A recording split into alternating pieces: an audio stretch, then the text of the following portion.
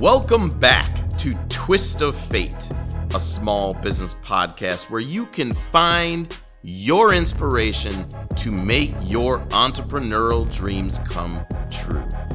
Today's episode is filmed at the Younger Family Estates. Actually, that is my living room. And I'm here with a very special friend of mine. You see, this episode is our love letter to many of you that face challenges, adversity, from a variety of levels, from a lack of accessibility, intolerance, and in some cases,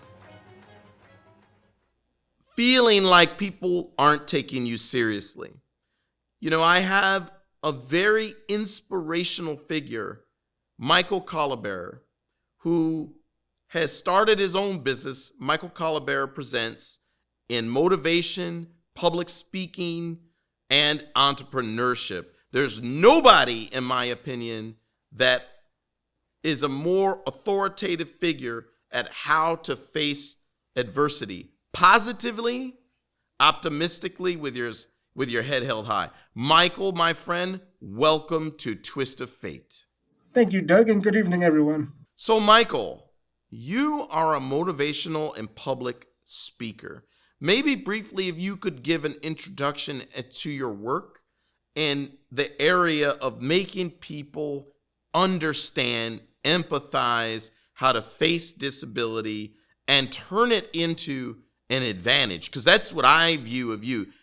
You know, I just see the amount of momentum that you get when a lot of people could get frustrated with certain shortcomings that people may perceive of them, which may not even be fair. Yes, I started my company in December of 2020. I wanted to teach people who were going to pursue careers or whom are currently in careers working with individuals with disabilities like myself how to do so better, how to feel more comfortable with me, how to act with me on our behalf collectively rather than do things to me or make assumptions about me or what they were taught. I've done several presentations to healthcare facilities, colleges and universities, corporate American audiences, which are diversity, equity, inclusion, and access based presentations.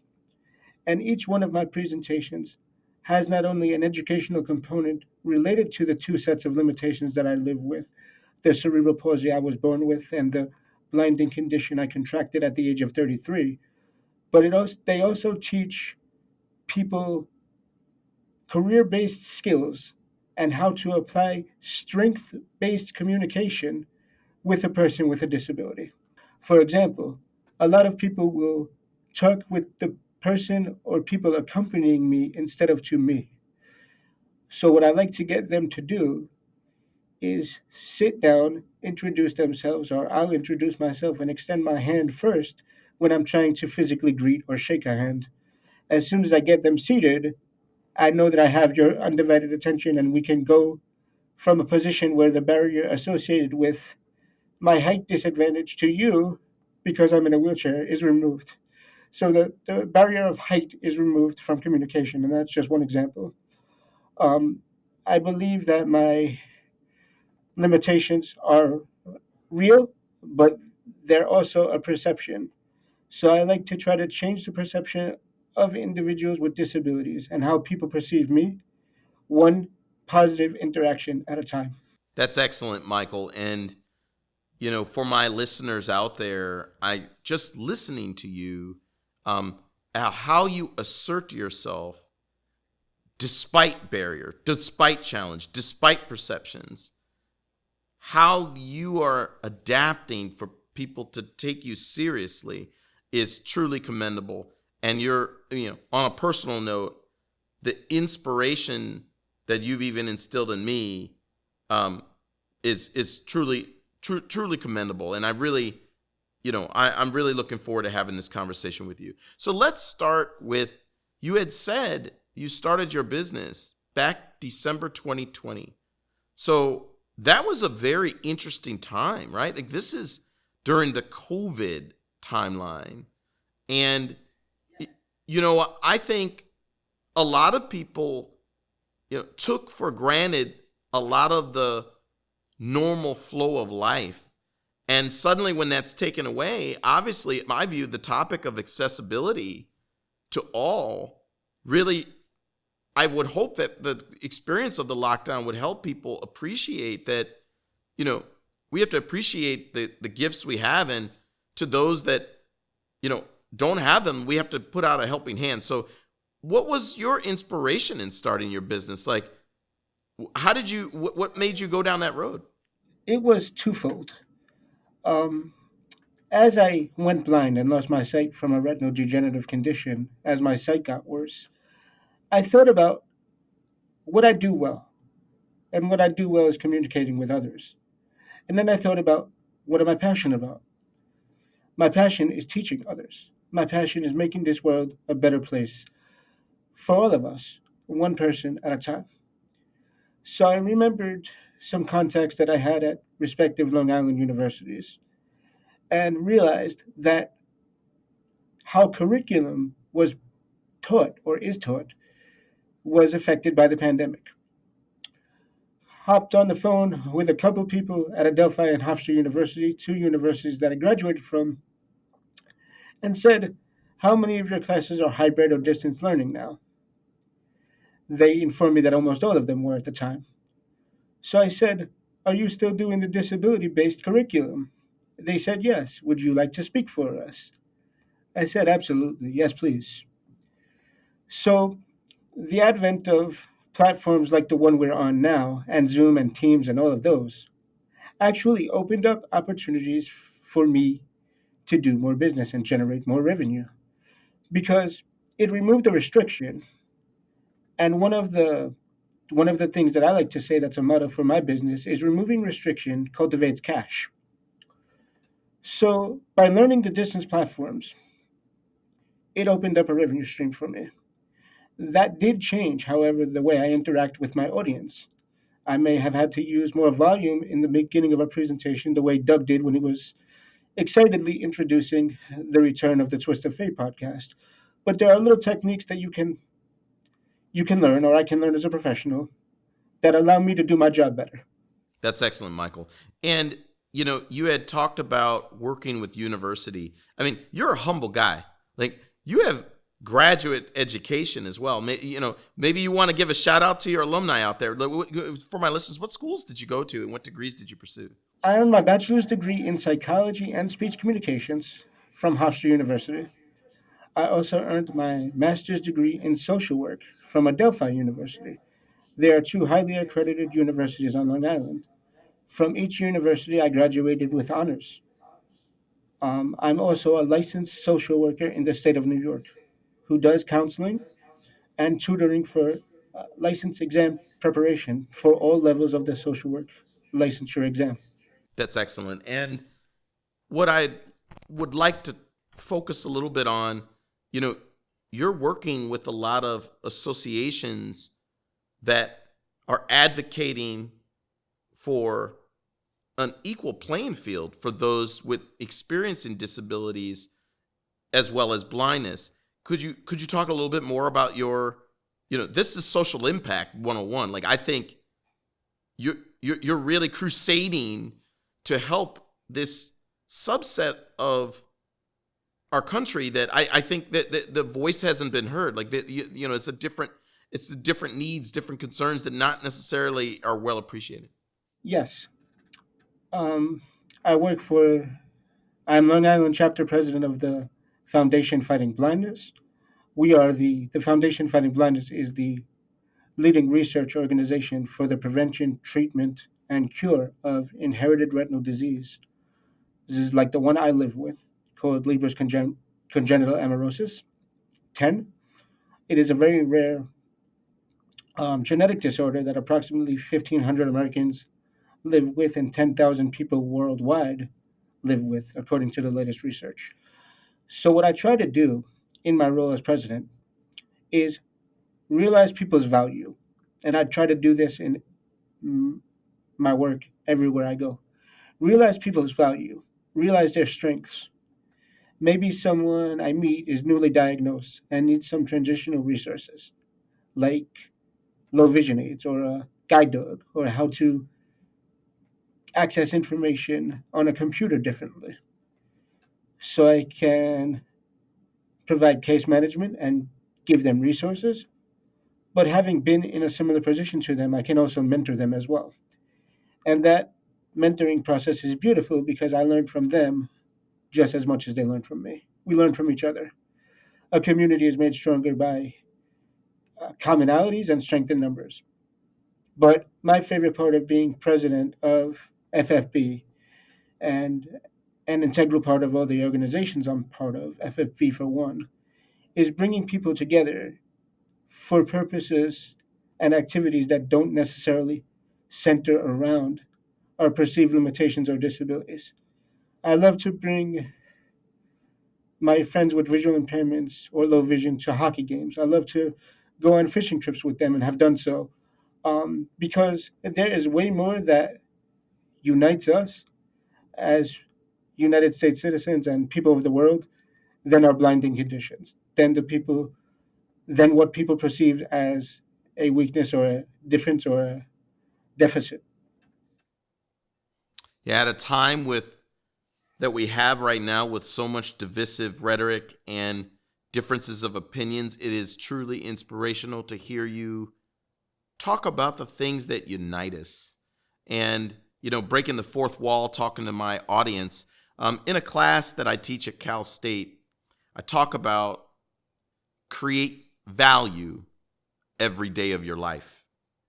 And I think Michael has taken that concept even further, which is understanding the value and recognizing the value of others, irregardless of any impairment, disability, that we all have valuable contributions to society going forward. Michael, look, man, again, you're a rock star.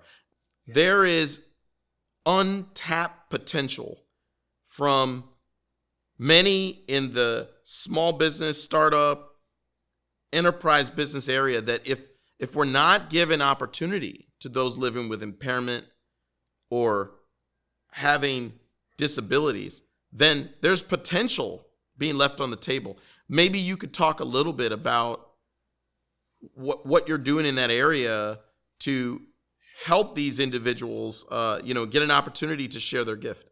If I have a great experience with Three Steps Forward or Northwell Health, if I'm able to do things like complete a routine physical exam by being weighed properly with a wheelchair accessible scale, or teach a nurse how to transfer me onto an exam table safely and effectively so that they don't hurt themselves or me as they're trying to administer a basic diagnostic test, I'm going to tell 500 of my friends with disabilities, hey, I had a great experience here. Try to go to Dr. Panagi at Winthrop Internal Medicine, or try to go to Michael Dowling's facility at 1191 Marcus Avenue in Nohi Park. They have the wheelchair scales. We can get weighed with dignity. They'll take your blood with a 21 gauge needle. They'll come out and say hi to you and recognize that you are the patient, not the person accompanying you is not the patient. So I said earlier, removing restriction cultivates cash.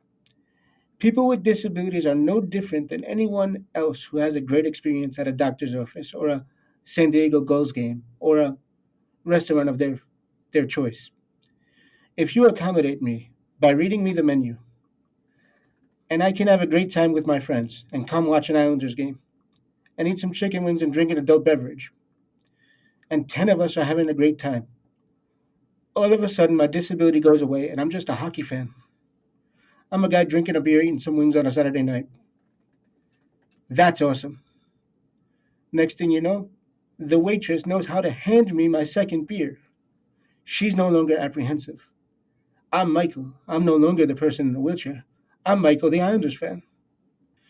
People with disabilities are an untapped revenue source simply because the corporate area corporate business, corporate America is told that accommodation costs too much money, or you better not hire a person with a disability because if they can't do the job, they'll turn around and sue you. There's fear of litigation. There's stigma out here. I'm not going to pretend it doesn't exist, but I counter stigma one positive interaction at a time. And I make sure that I counter stigma that I experience by not continuing it. I nip it in the bud. You acknowledge its existence, you pursue it from a position of strength and commonality, and you pursue business relationships from how you can add value and generate revenue. But human value starts first, and then revenue will follow. The example in the sports bar. I'm just an Islander fan, eating some wings, drinking a beer, bringing 10 of my friends to do the same, with and without disabilities. If we have a good time and good experience, it will come back to you. The revenue will come. No, Michael, listen, that analogy, look, I'm going to get you all the chicken wings you can eat. I'm going to get you all the beers that you can stand because your legacy, you're building bridges for a better day. Thank you, sir. That's my kind of guy. Twisted Fate will be right back. Trying to do everything yourself? How's that going for you? 3 Steps Forward is a full-service marketing agency that takes the weight off entrepreneurs and helps them follow through on their ideas. Step up your personal brand, boost your web presence, and elevate your business with our team of marketing experts. Are you ready to reinvent your business? Schedule a consultation today. Visit our website at 3stepsforward.com. Welcome back to Twist of Fate. One thing I would like to ask you, and you have to forgive my ignorance. You see, it requires a lot of imagination from somebody that is not blind to understand what it's like to work in business, you know, when you can't see. So what are the types of challenges that you faced prior to your entrepreneurial career? You know, just working a job, or what? Like you talked about people's perceptions. Like what are the things that you're experiencing that we could all do better on? In conventional workforces, in many instances, employers have thought that the person accompanying me was there for the interview.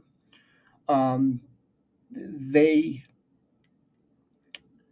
underestimate my ability based on my appearance or my inability to make direct eye contact with them.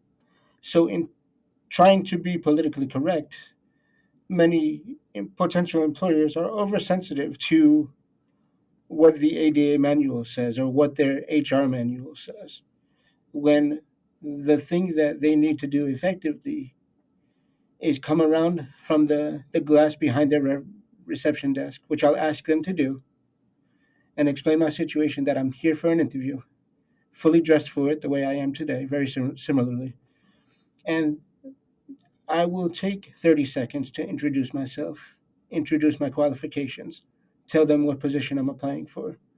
Then they say, "Oh, okay, you're here interviewing for X, Y, and Z position," and repeat it back to me.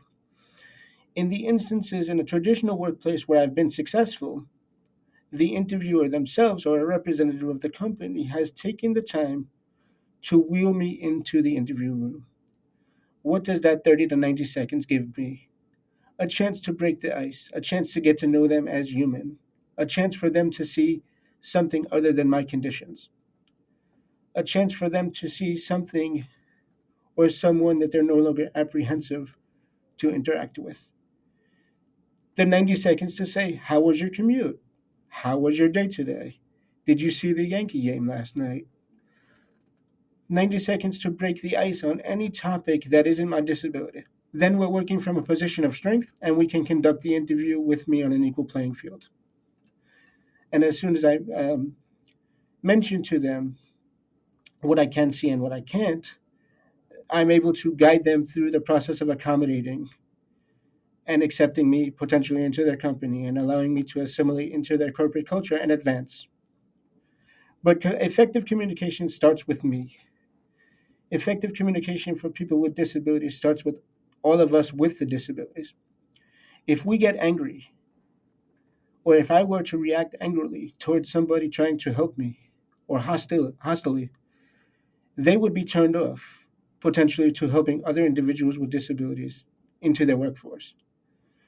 If you want to be welcome, you got to be welcoming to others. Yeah, that's an incredible responsibility you bear, and unapologetically you embrace it. That truly shows your strength of character. But I embrace it for myself. My views are maybe slightly different than the large majority of people with disabilities, but it's in life. It's all about the messages we internalize, and I internalize messages of how I can accomplish something or how together we can accomplish something, as opposed to worrying about the barriers that are in the way. No, I understand, Michael. I'll tell you what, though. This podcast is about entrepreneurism, and entrepreneurs are used to getting gut punched. But the type of gut punches you're talking about, this could change a person's self-confidence.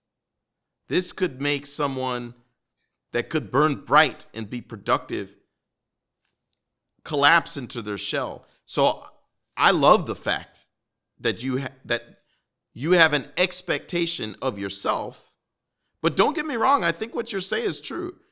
To the communities that are experiencing disabilities, yeah, we're going to need them to be courageous like you. We're going to need them to help others that don't experience that understand their perspective. If business, whether that's small business, enterprise, if you believe diversity is a competitive advantage, accessibility to all, you know, it's a commitment that you have to constantly stay on, correct? Look at the commitment that we made to each other today. Look at the commitment that these people at the Port Washington Public Library made to me to help me accomplish what we needed to accomplish, to have me look as professional as I could possibly look and sound as professional as I could possibly sound today. It's all about teamwork. It's all about how can we get done what we need to get done? How can we accomplish what we need to accomplish? How can we communicate effectively where my diversity is accommodated and recognized as a strength, not from a position of something to be feared or a hindrance? As soon as you equalize the playing field for me, the way that people at Port Washington Public Library did today by helping me with the physical machinations of plugging in the headset and hooking up the camera and getting everything sound checked for me, I can look and sound as good as I do today. Had I gotten angry or nervous prior to the podcast about things that I could not control, I could have destroyed a relationship and this podcast would not be going as well as it is. It's all about building relationships and going forward.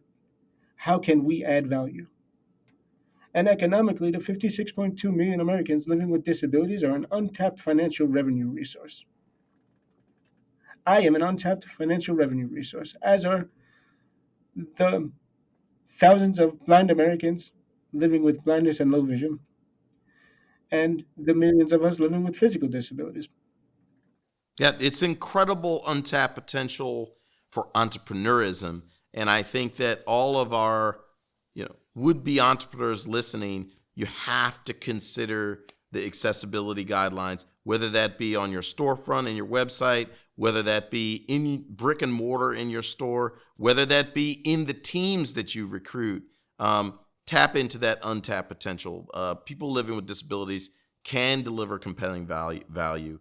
And you're hearing that in Twist of Fate. So with that being pun intended, Michael, the purpose of this podcast is to inspire others that where they can find their inspiration to make the world better.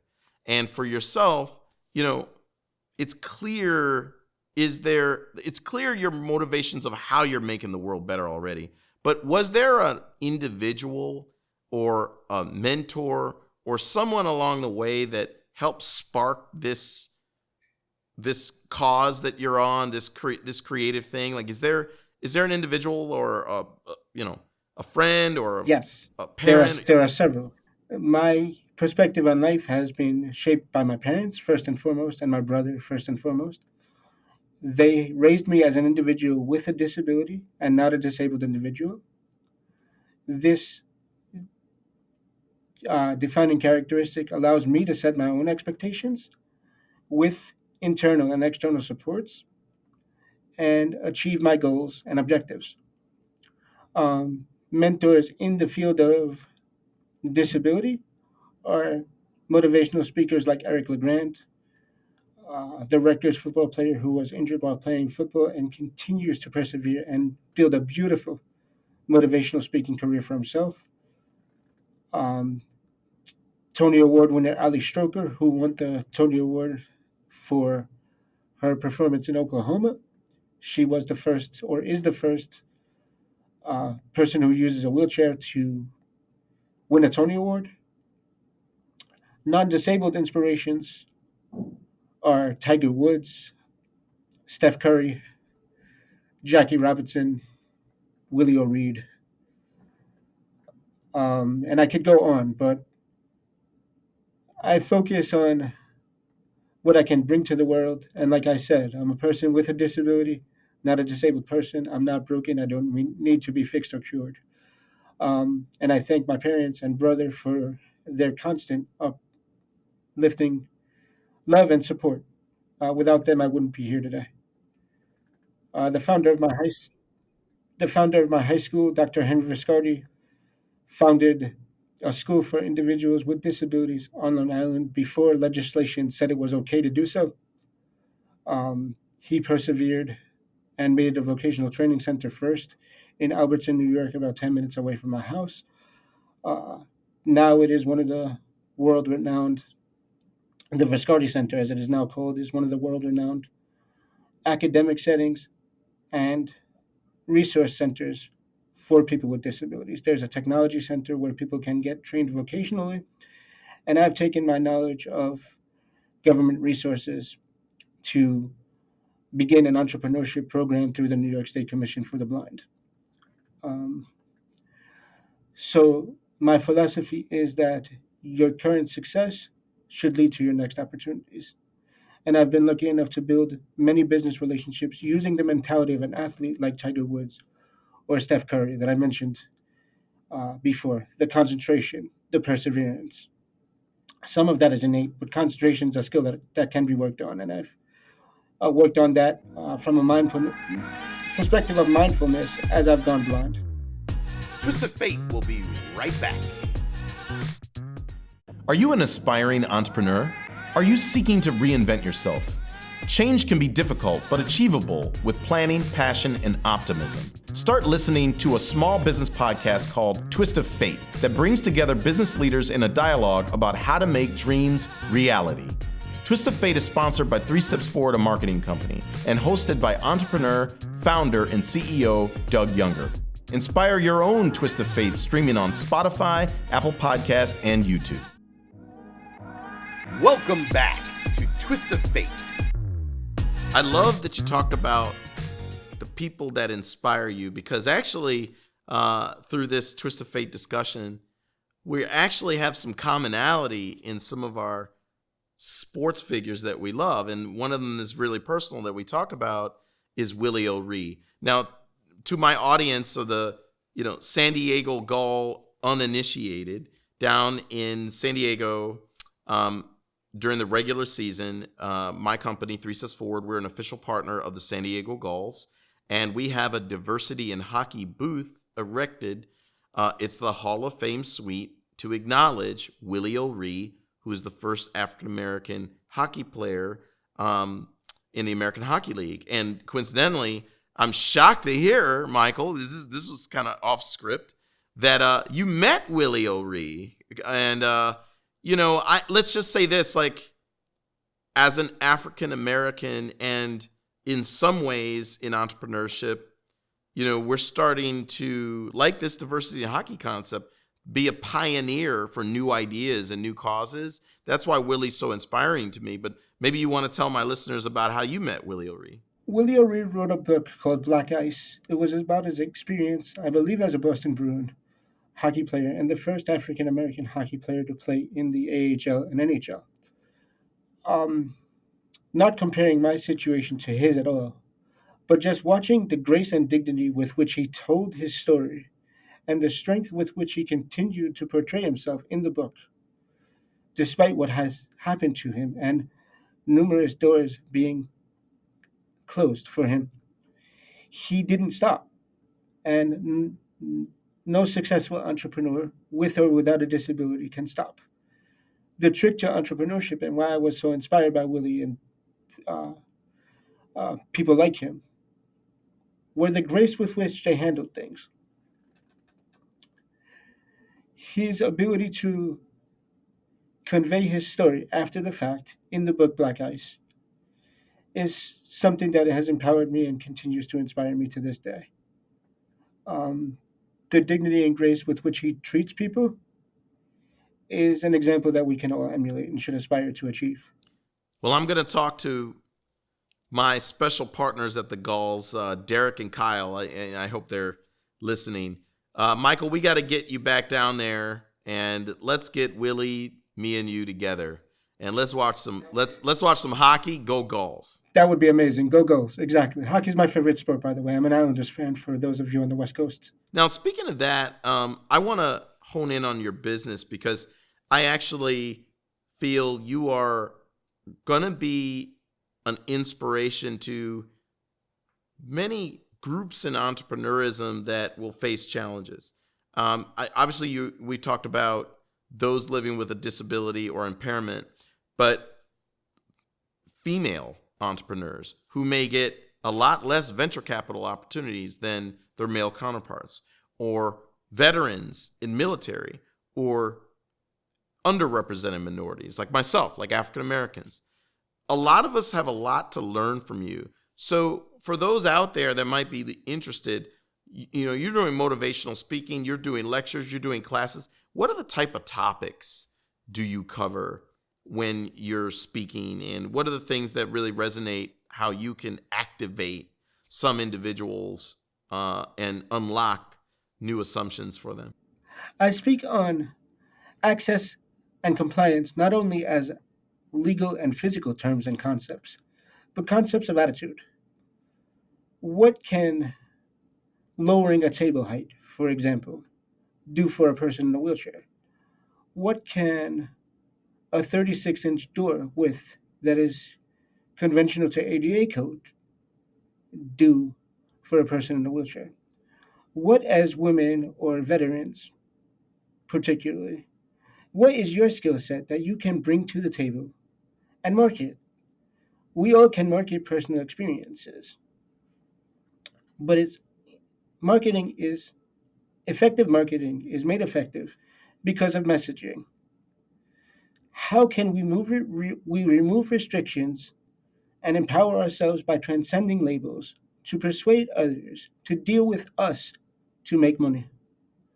What differentiates you from your competitors? Don't shy away from what makes you diverse. Don't shy away from what makes you different. Utilize your skills that you learned in the military, the survival skills, the resilience, the regimentation, the discipline to schedule, the brotherhood, the camaraderie. For women entrepreneurs, learn about grants, initiatives, become certified as a minority business owner. I'm certified through the National Council on Disability Entrepreneurship. Um, I'm working with the Disability Opportunities Fund. I'm working with Project Hope, which is a veterans based organization here on Long Island. One of my most memorable speeches occurred in 2019 for a program called Island Strong, which is was a veterans based workshop and symposium for veterans with uh, disabling conditions coming back from conflicts where they served our country. And it was open to individuals with disabilities as well. And a memorable story that I'll quickly share with you. I met a member of our Coast Guard who was an audience member in the breakout room on which I gave a presentation on attitudinal access. How to present yourself as a person with a disability without being angry. how to explain to somebody, hey, you're standing behind a glass window. Can you come out and greet me on my level so that we can start this interview process? From having her read her resume to me, my friend Erin was able to get a job at a Long Island based organization by using her skill set. But she had to be comfortable with who she was in that environment first. So I made the initial approach to the employer for Erin. Erin said to me, I have two versions of my resume. Which one do I use? We read them, and I said, Erin, for this employer, Long Island Center for Independent Living, I would use this version of your resume because it accentuates more of your counseling skills.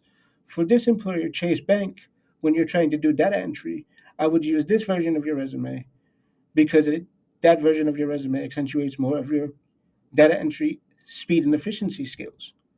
But both of your resumes accentuate your organization, your attention to detail, and professionalism. So rather than be afraid to mention that you're a veteran because you think you're looking for special treatment, your abilities will get you in the door, and the skills you acquired from being a veteran will help you advance.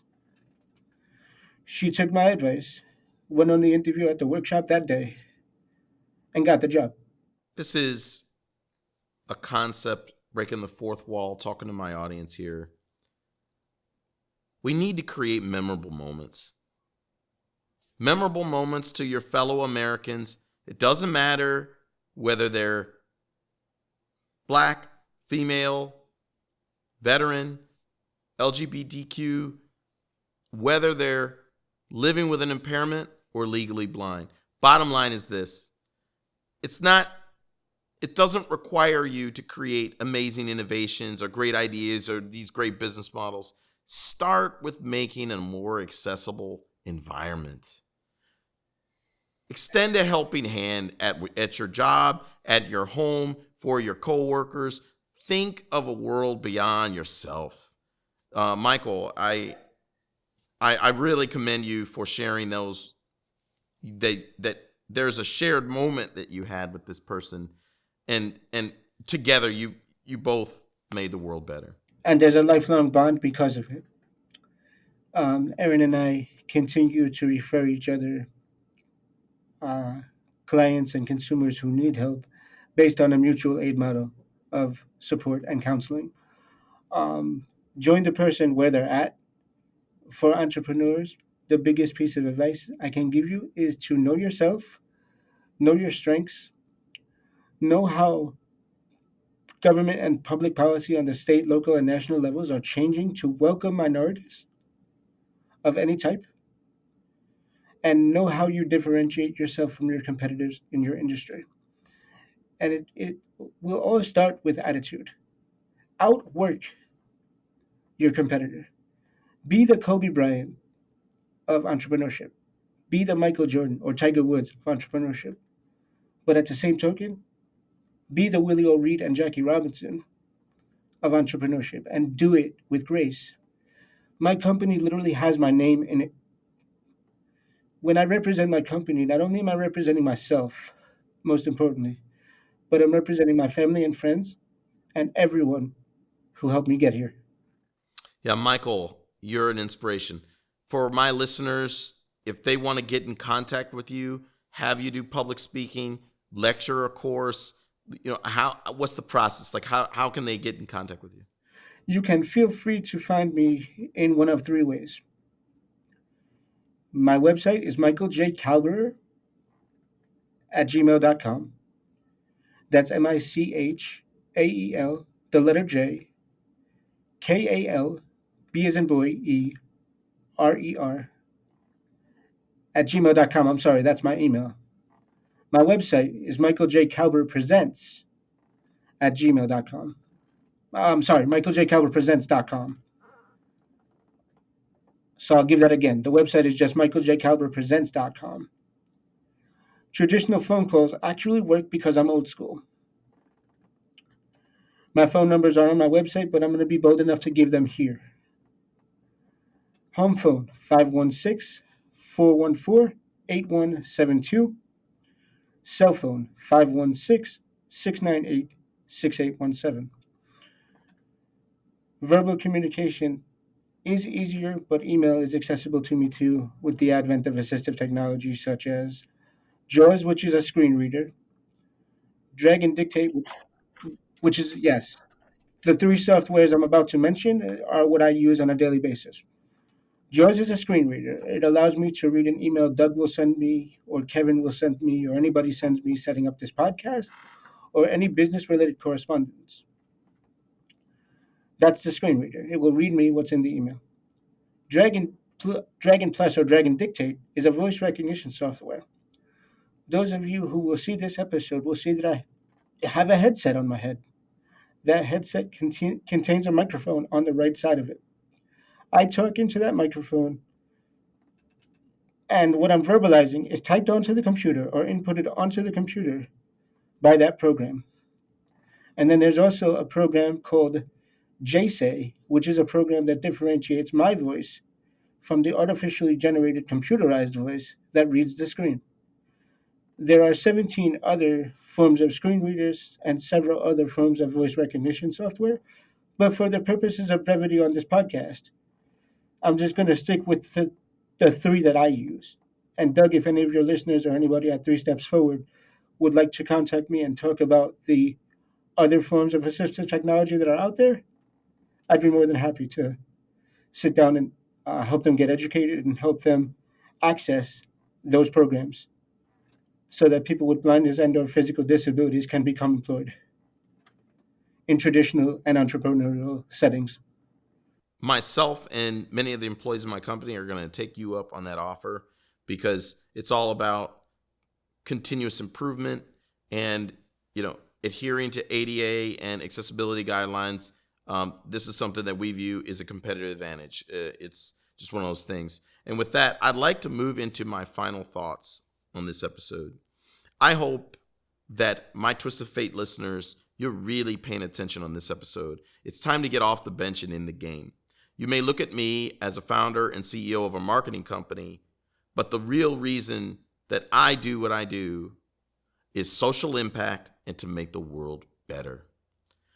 What you've heard in this episode is the selfless acts of a man that stands before me, and in some ways, he sees better than any of us how we need to do better, how we can be better Americans by, it goes even beyond being inclusive. It's making our world, our physical world, more accessible to others. This is not something that this is just for this episode. This is something that I'm committing to going forward and supporting Michael in all his endeavors. Michael, I really appreciate you coming in today and being honest and open and candid. I think your suggestions to the entrepreneurial community are elegant, and you are walking a path, in my opinion, and holding your legacy to the standards of Willie O'Ree, as we mentioned. And that's admirable. So thank you for coming on, my friend. If you like this content, please subscribe, share, like, tell your friends. If they're entrepreneurs, don't let them walk off that cliff alone. 3 Steps Forward, we're a company of conscience, and we want to create social impact. And in Twist of Fate, feel free to consider sponsoring a topic that's related to a social impact cause that you're interested in. If you have a friend that would make a great guest to educate others, please invite them on. And if you're a business, feel free to reach out to us. We can create some type of advertisement for you because this is a platform to help those make their entrepreneurial dreams come true. Please join our ecosystem. Again, with that, I look forward to seeing you on the next Twist of Fate. Twist of Fate is hosted by Doug Younger. It's produced by John Ledvid and Matthew Brown at Ezo Creative. Moni Yu designs our graphics. Our theme music is by Jamie Bathgate. Special thanks to all of our patrons. You can support the show by visiting patreon.com/twistoffate podcast. Thanks for listening.